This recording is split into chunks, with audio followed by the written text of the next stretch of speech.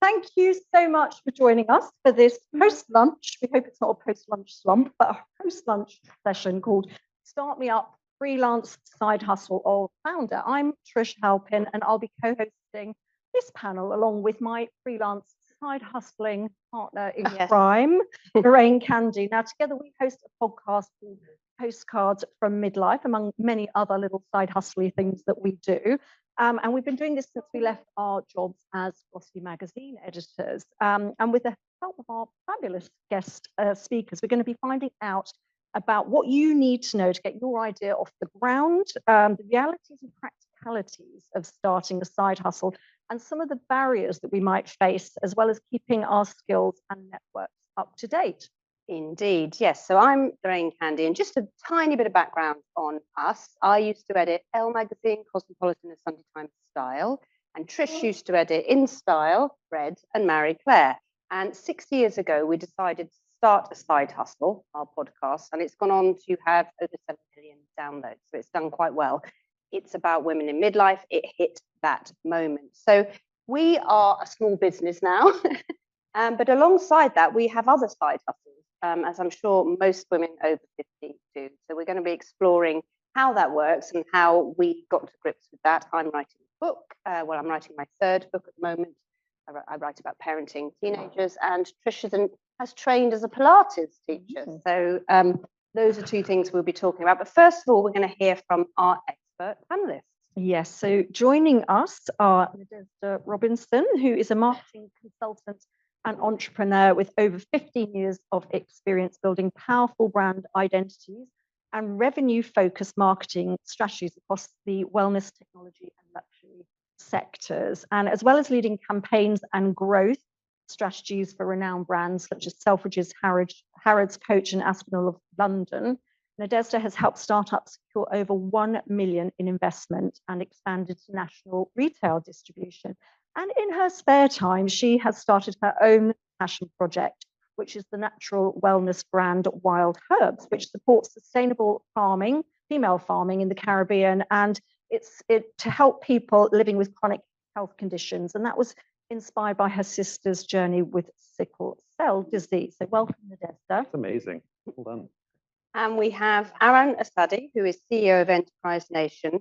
Enterprise Nation connects entrepreneurs with the resources they need to succeed, whether that's launching a new business or developing an existing one. So they can help you with funding, finding grants, events and workshops, or networking and general advice.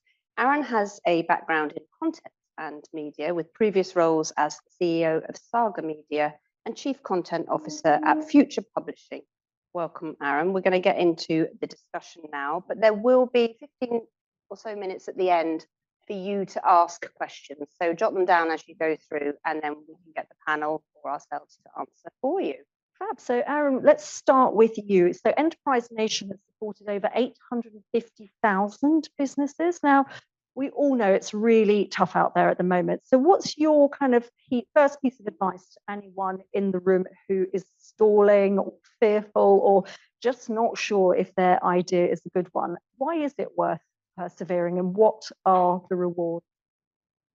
Hello, everyone. I don't know that it's worth persevering. Like, to be truthful, right? You want to hear this. You want to hear real talk, presumably not, hey, go to enterprisenation.com. It's hard. Like, it's really hard. If you have doubts, that's because you've got common sense, right? It's a really straightforward thing. It's like, yeah, you're going to be more stressed. Like, the data shows that. You're going to see your family less. That's what's going to happen.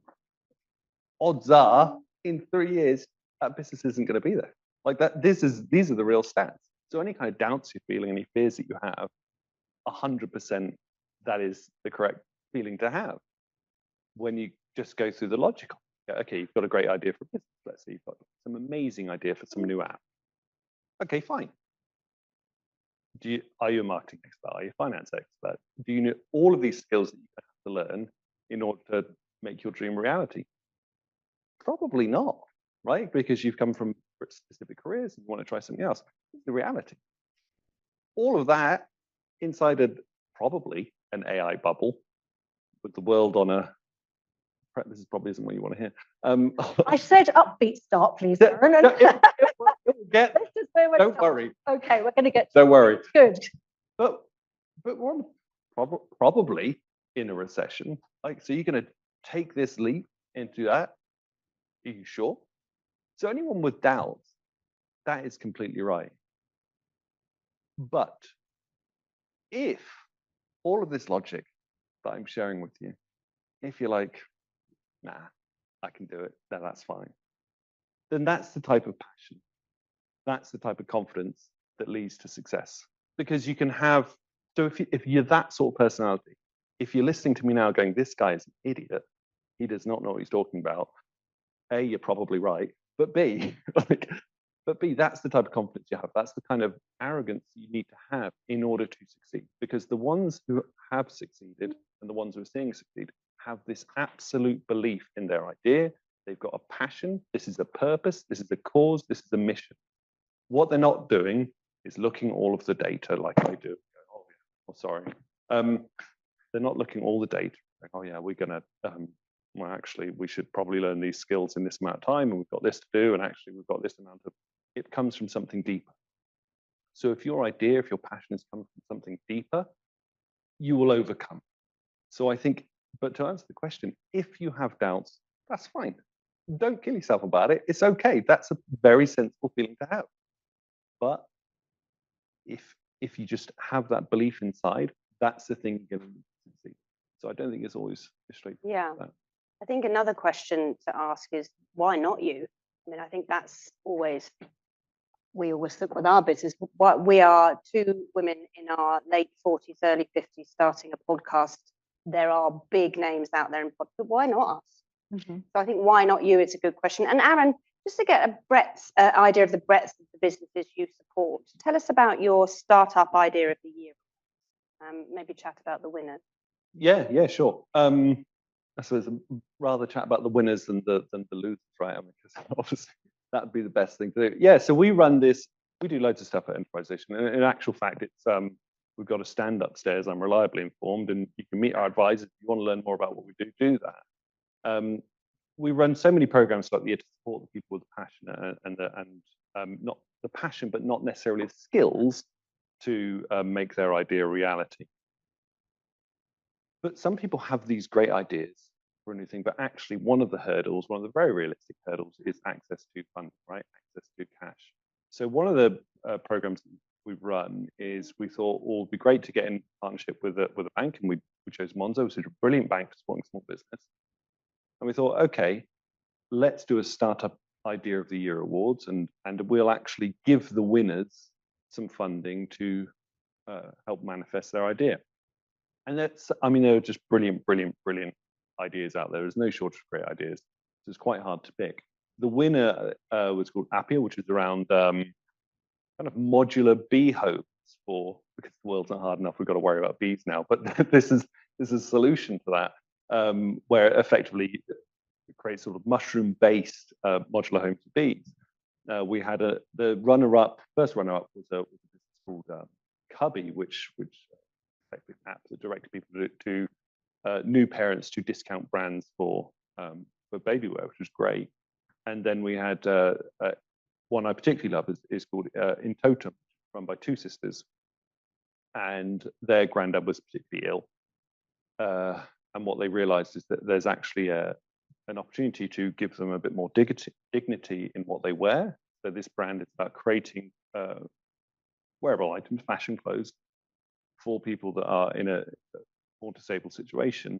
And I think that's been brilliant. So those are just three examples of some great ideas we have. But we have so many. Like I just spoke to a business the other day that's doing it's called Photon Therapeutics, and they've just got this patent to replace antibiotics with UVC light, which is, when you think about it, quite revolutionary. There's so many good ideas. How are you going to get over the hurdles of access to skills, access to funding, etc.?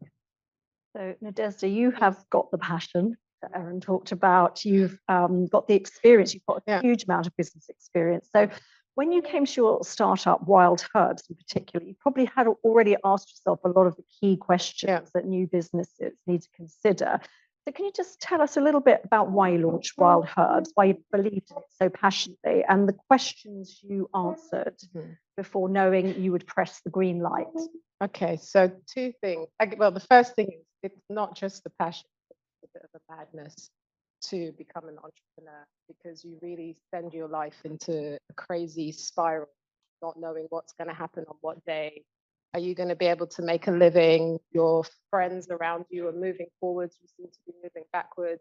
So you really have to have a real passion for what it is you're choosing to do. So for me, with Wild Herbs, I had previously had a business which I had fallen into in China, and I owned a magazine in China, which was very strange. It just all happened coincidentally. And I'd done really well with that company, but then I wanted to have a child. I was 35 and I was thinking, right, time's running out. And I knew I couldn't do personally for me, not for everybody, but I couldn't do both things at the same time. I needed to focus on becoming a mother and spending time with my daughter. So I sold that business, fell pregnant, and then I went into this spiral of like feeling completely de-skilled and devalued, which I think you do when you become a mother. Even though I had run this crazy business, I suddenly felt like I was nobody, because all I talked about was nappies and poo. And so I suddenly said, well, I'm going to have another business. So I raised all this money to set up a pet company, e-commerce pet, luxury pet business. And I'd started running this business. My daughter was 10 months old, because all my value was tied up in running businesses. And suddenly I was just like, oh my God, I don't want to do this. I want to spend time with my daughter. So I had to pull out of that company just as we started running it. So I spent the next 2 years at home raising her, feeling increasingly de-skilled as a woman and not really knowing what my value was. And COVID, it was during COVID time, and I started to really think about what I wanted to do next. So I guess the questions I started to ask myself was, when have I been the most happy? In what job was I the most happy? That was the first question I asked. And really, the job I enjoyed the most in my life was when I worked in children's services. And it was a job where I had to build databases. I was supporting the build of databases. But I was so passionate about that job because I knew the job was helping children in care to be identified early when they were at risk. At the time, nobody was really doing that. And so I had a real passion for it. And because I was so passionate about it, I ended up becoming a government consultant because I'd put so much energy into that job. So I asked myself that question first: what did I love doing? Why? Secondly, I know I'm really good at raising money, and I know I'm really good at building businesses, but I didn't want to sell luxury goods anymore because I just thought they were a waste of time, and I don't wear them, so I didn't want to invest my energy in that anymore. So I wanted to do things that I felt passionate about. Because my sister had sickle cell, I've spent a whole lifetime watching her suffer with a chronic health condition. I wanted to do something that could relieve that. And so that became a real passion for me. So these were like, what do I love? What have I done before that I really love? And then secondly, what am I passionate about? And then thirdly, if you believe in purpose, what is my purpose? Why am I here? Because in terms of the time that you have here, it's very, very limited. Why am I here? What do I want to spend that time doing? And then as I asked those questions, the answers came, and I realized that whatever I sold had to have a value to human life. It had to benefit other people. And selling Louis Vuitton handbags really didn't have a value. So that's where So when you were building your business, yeah, you'd say funding, yeah, you're good at raising yes, money. Where if you're starting from nowhere with yeah, that, and it always seems to me the yeah, big thing for business. Yeah. Where am I going to get the money? And yes, you put your own money in. I do think you have to put your own yes, money in it, or you don't yes, care enough about it. Yeah. But where do you start with the funding as a person building? I honestly never start with thinking about money. Right. I always start with thinking about my idea and starting it. And I think money creates a road for most people. Whatever feelings you have about it, there will be a roadblock. And so when I started Wild Herbs, actually, I had no money because I'd spent all my money raising my daughter for the last couple of years. I was completely broke. But I was really passionate about the idea. So I spoke to all the people I knew, and I got my ex-business partner to build the website. And then I just found bits of money. You asked for support. Yeah. So I literally utilized my resources. It's not about the money, it's about resources. So I utilize the resources around me to build this thing. And literally within 6 weeks, I built it. I'd had some money, I put it behind Google Ads, and in our first month, we made £200. So I thought, okay, there's money there. In the next month, we made £1,000. And after that, we started growing. And then within 6 months, Holland and Barrett asked us to go into store. So I didn't have money, but I literally had resources around. Did you make mistakes? So many. Oh God. What mistakes are we going to make with the business? I didn't know I had a food business. It's so strange when you say it. Like, I had no idea. I'm not sell things. I sell products. So I didn't connect that the product I was selling was a food. And then within that, I had all this legislation I had to think about. Yeah. So I had to completely upskill in legislation. And that's something, because I didn't think about it. I was just, it's a great product. I'm selling a product. So there's always a gap, but gaps can be filled when you know it. And there's other people who know way more than you do about anything. So you just tap into those people. And Erin, there's Enterprise Nation, of course, offers a lot of help, doesn't it, with the sort of skill gaps that people might have, because you have to be everything in your business, right? You've got to be CFO, you're CMO, you're IT specialist, you're everything. So what are you sort of seeing that clients need help with, and what do Enterprise Nation offer? Firstly, you're amazing, by the way, like amazing. Yeah, it's often the same. So our most popular program will be a lot of them around digital skills, because that is, I know it covers a lot. That's a broad area. It covers now the use of AI chatbots or whatever.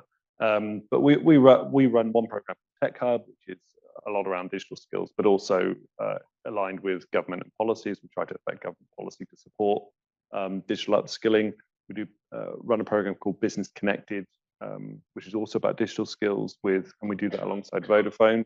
Probably at the other end of the scale, we do a program that we'll just start this year with EDF about powering up the high street and helping people that have high street premises find cheaper energy, which is not an easy task, right? But we do a whole bunch of mentoring. So we do this really successful program called Help to Grow, which we do with the government, and that's about pairing new entrepreneurs with mentors such as yourself, who are able to advise and bestow their wisdom upon the new brave individual embarking on that journey. So that's the kind of range of programs we do. But yeah, I mean, in terms of the needs, it's everything you've covered in your story. But it is access to skills, it's access to funding, it's access to space, it's access to talent, and so on and so forth. Like, it is always the same stuff. It's just, but I loved your phrasing of going, it wasn't money, it was resource. And it is just resource. And it's almost like you're always going to have the same set of problems, be it skill-based or space-based, or, awareness around whether you're selling a food or not, whatever. It's just like, what are the number of different ways I can come up with a solution for that particular problem? Have I thought about it? Is the answer money? Sometimes it is money. But actually, is there someone else I can bring in and do a favor? How else can I learn? Is there a course I can take? Well, actually, I can upskill within 6 hours. Most digital technologies today actually don't need to spend a great deal of time on to be pretty proficient. So yeah, we do a whole range. I think this sound, it keeps. Do you find this? Yes, don't worry about that. Fine. I'm worried. I'm very anxious about it. But yeah, so a whole range of skill are required, and we try to complement that Enterprise Nation with a whole range of offerings. And Nadezhda, if you hit a wall with the business, I mean, you've said something which I think is really important: ask your network. We get told this again and again. You will get to a stage in life, you will have a network. Reach out and ask them. But if you hit that wall and you just feel like you've come to the end of what you can possibly do, what's your advice on moving forward? So I had this recently. We had such a difficult time. So we went like this. We had to scale really, really quickly. And we had this. That was really hard. I had to just keep showing up every day, even when I didn't want to show up every day. And I thought, how am I going to get through this? Where's the money going to come from? It was a lot. I think it depends on why you hit a block, right? Yeah. That's really the question you've got to ask yourself. Is it an issue that's fundamental to the business? Is it the product that is just not got a value, or the service that you're selling doesn't really have a value? Is it you've hit a block in yourself? Sometimes it's you. A lot of the times I hit a block in my capacity or in my ability, and not my ability as a person, but my perception of my ability. And I need to rise to another level. I need to acquire another level. I'm very lucky. One of my current investors is a very wealthy businessman. He's American, total opposite to me, very loud. And, well, I'm loud too, but actually quite aligned in many ways. But he gives me a lot of guidance because he's so many years ahead in the journey than I am. And he really believes in me a lot of the times when I don't believe in myself.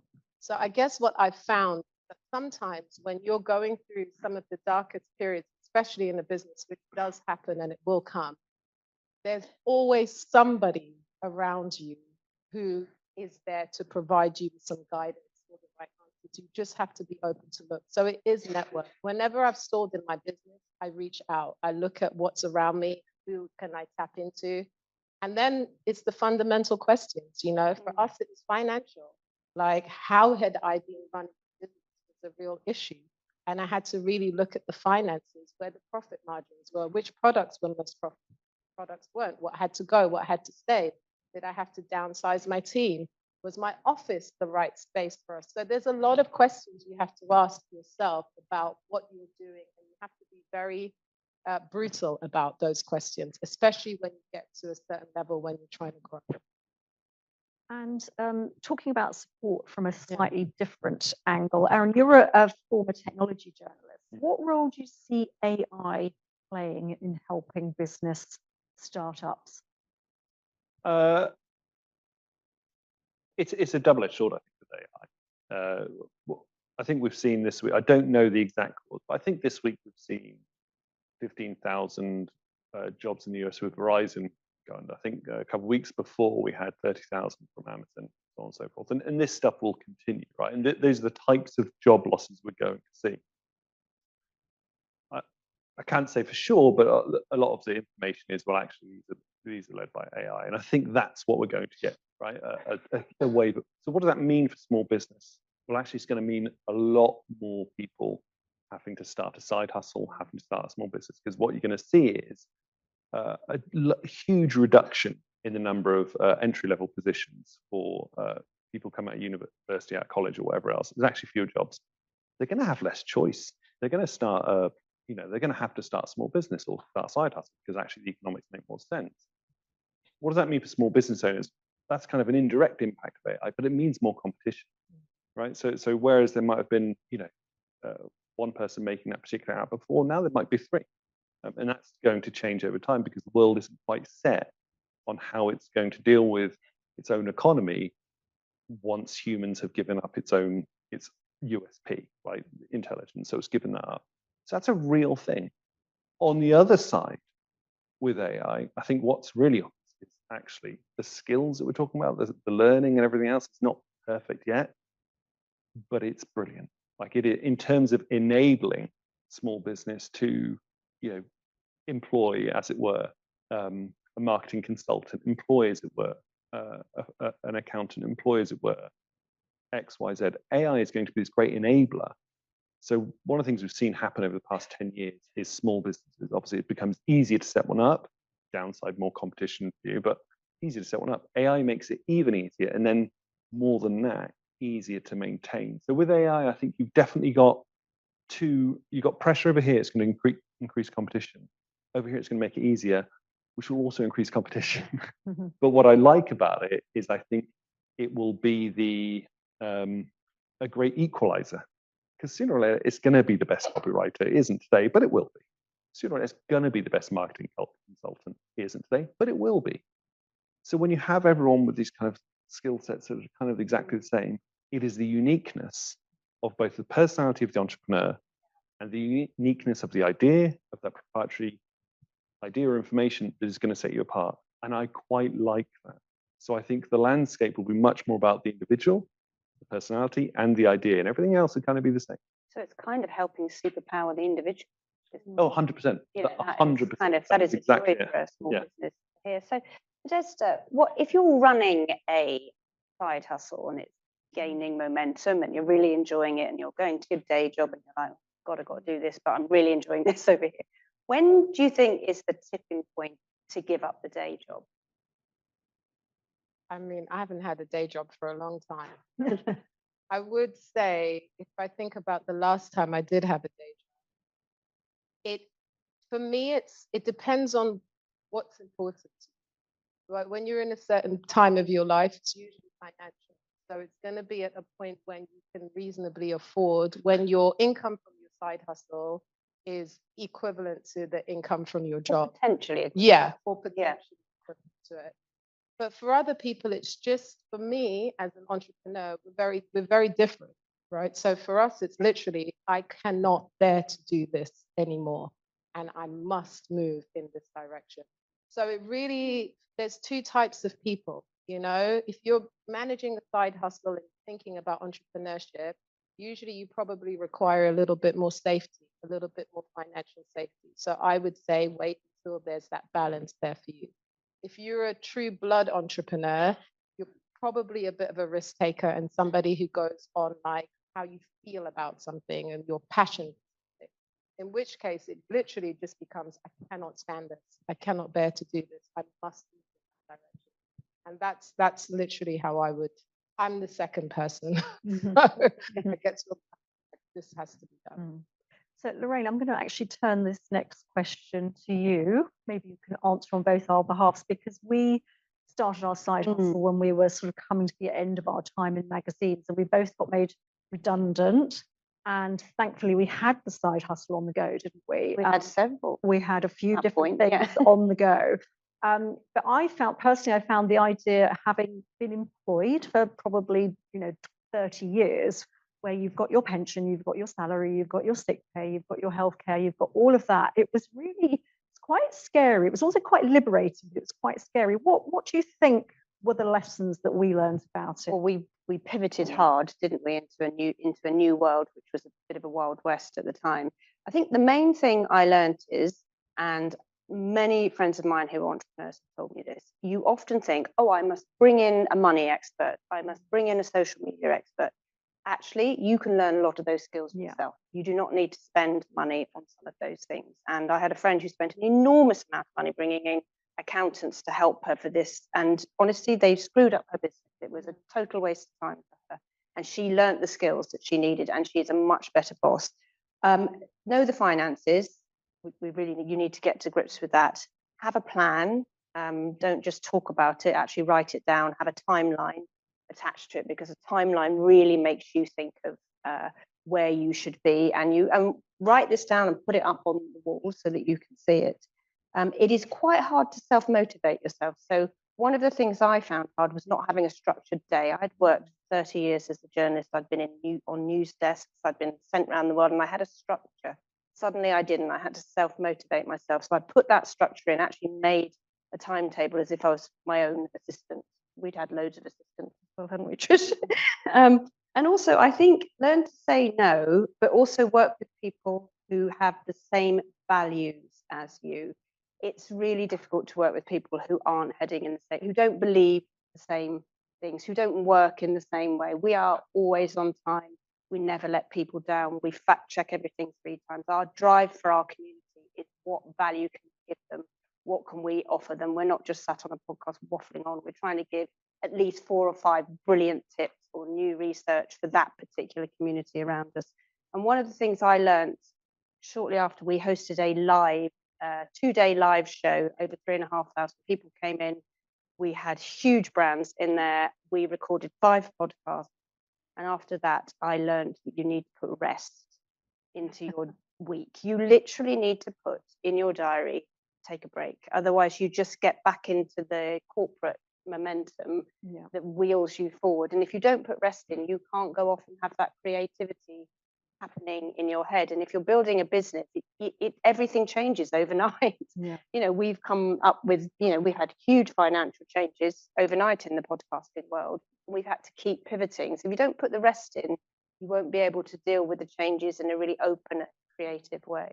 And just one more thing to add to that, I think as well is your identity as a, you know, I've had to stop saying I used to be the editor of Marie Claire, because that kind of, you know, when you've been in a career for so long and you've built this kind of identity in your persona of who you are and who you are to the world, and kind of stepping away from that can be very, very hard.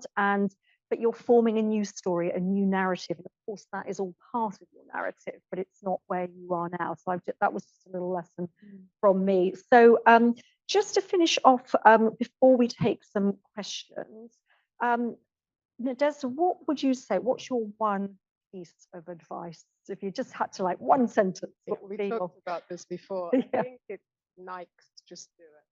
I honestly think that's the most important. That's the one difference between people who do and don't, right? It's literally, you can't sit and think all the time about things. You'll think yourself into never doing anything. So I think it doesn't matter how that thing goes, just do it.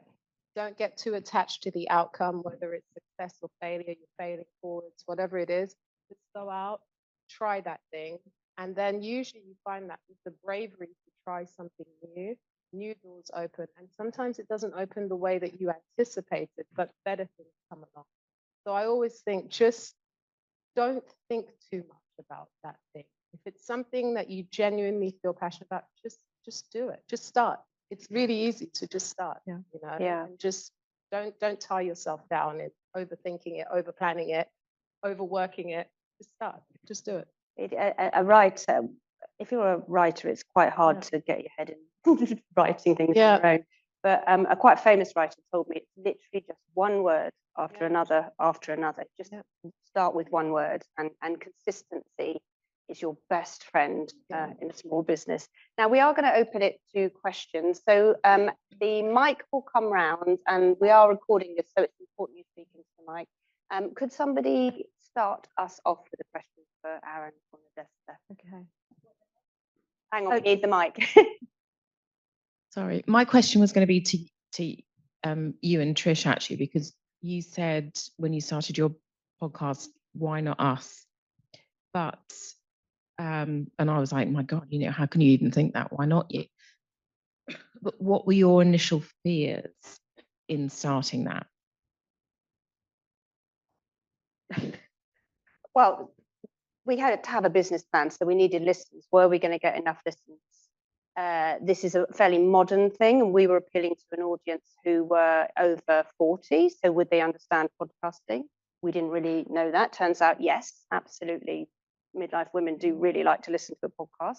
Oddly, it's a very male world, despite the huge female listeners. I don't understand that. It's changing now. But I think our main fear would be that we just weren't good enough to do something very different. I certainly felt that when I wrote a book about parenting teenagers, not as a trained expert in parenting. I mean, I've got a lot of them, but I wasn't a trained expert. Who would buy this, I thought. But actually, it was a Sunday Times top 10 bestseller. So you do have to just do it. And I think just to add to that and come back to the point I made earlier about I used to be the editor of Marie Claire. That's that. I was never just.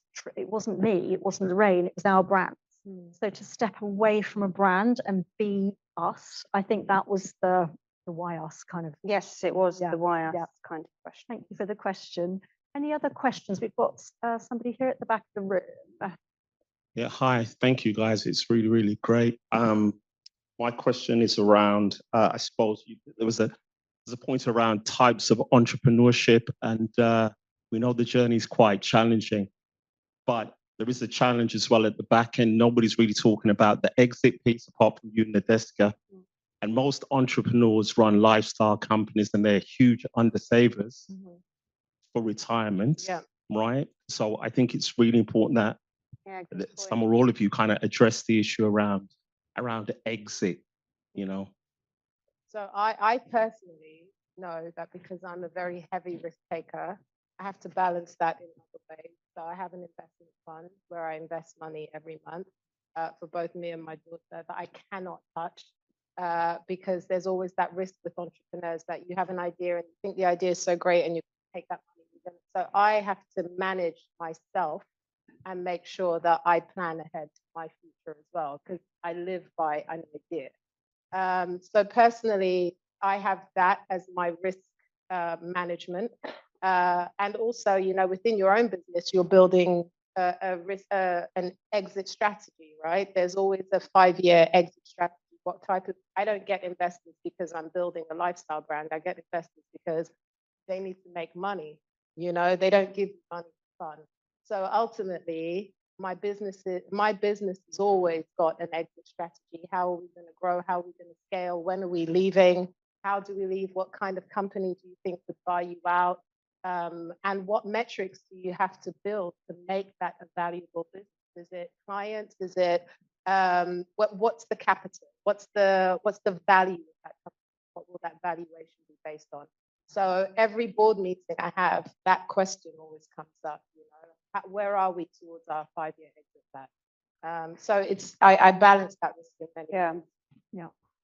Aaron, do you have anything to add to that? No, I think that's a perfect summary. Yeah, it's that interesting, I suppose, shift from at some point you're like, well, I'm doing this as a side hustle, it's a lifestyle, but eventually your mind might drift. And I'm just to echo everything that's just said there. It is okay. What do I now need to be conscious of? What's now more important to me?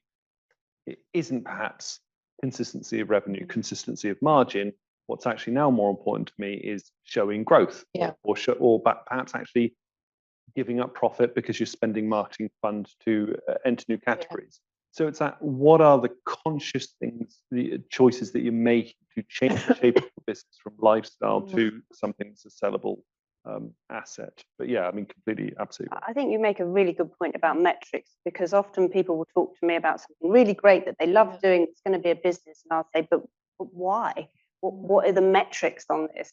And a lot of people don't put the metrics in, or will work with a brand and we'll start at the beginning and say, what are your metrics? Is it people watching it, people buying it, people listening to it? Because we will function the content to the metric so that everybody gets what they need and it's success for everybody. Is there another question I think we've got time for? One here.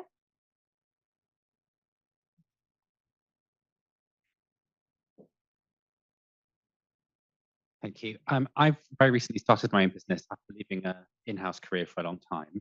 And I have found there are moments, generally 4 o'clock in the morning moments, where I, despite things going well, working in a sector I understand and building my business up, all the risks that I've taken to do that weigh very heavily on my shoulders at the moment. And you have talked about perhaps later stages of your business where you're now seeming to be very successful and doing great things with it. Was there a moment for you where those pressures started to feel less pressing and you started to feel like this was the thing you had created and you had confidence that you'd made the right choice? Can you make me feel better? That's what you're asking, is if it's going to be okay. Yeah. I know from Trish and I's point of view, I've had that all my life in every moment of every career I've ever been. Are we going to sell enough magazines? Will we make it onto the newsstand with this story? Is there going to be a massive legal issue? That is literally the excitement, in a way, I think, that drives people who perhaps become entrepreneurs. I don't think it's going to make you feel better. There's certainly times when we've thought there's less risk involved in us doing that, and also times when we thought this would be an amazing thing to do, but actually we just don't have the bandwidth for it. We just can't. We've turned down some quite big things because we quite like our Fridays off. That seems, that's what's driving us in our late 50s now. Nadezhda. I think it's really natural. I wake up with the sweats all the time, and it just comes with the territory, right? Because you are taking big risks, and we're so attached to our material world and how we're progressing in that world. So yeah, it's really natural. I have many. It happens to me so often, and then I balance out again. I think for me, I have a very strict meditation routine. I have to wake up every morning at 5 o'clock and I meditate for an hour and train every day. And those are the things that help me find balance in that, because it's about your mind going out of balance, right? And it's trying to bring that back in line. And it's going to keep happening. You just have to find ways to do that. I don't know if there is a time, because each time your goal gets bigger.